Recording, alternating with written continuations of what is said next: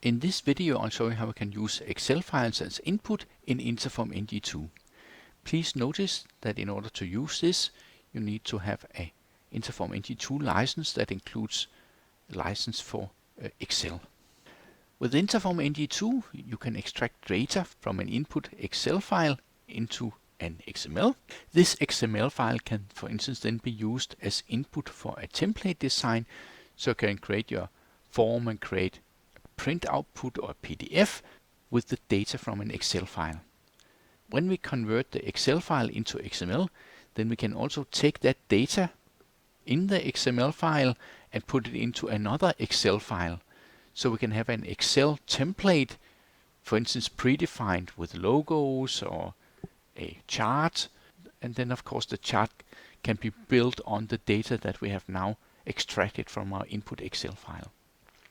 We make use of two functions in the workflow.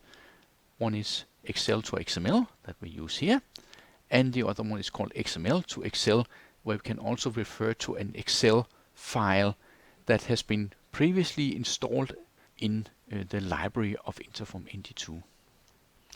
So in this workflow, we monitor a directory for Excel file, convert it into XML. We save the XML file so we can see it in this case, and then we also take this XML and convert it into Excel, where we use this predefined Excel file. Also save it into the file system. So let's take a look at the input file and the output that we generate with this setup. The Excel file that I've used in this case is using text in various fonts. We have a logo up here. We have some lines with numeric data, and we also have a sum here.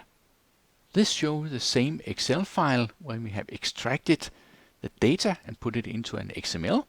So we have the text that we have found, and we have some Y positions, which is the row from the top, and we have an X position, which is the, let's say, the column or cell counted from the left.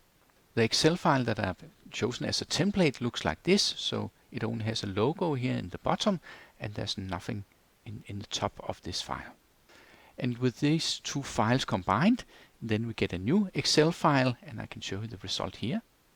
So here you see the converted file with the logo in the bottom.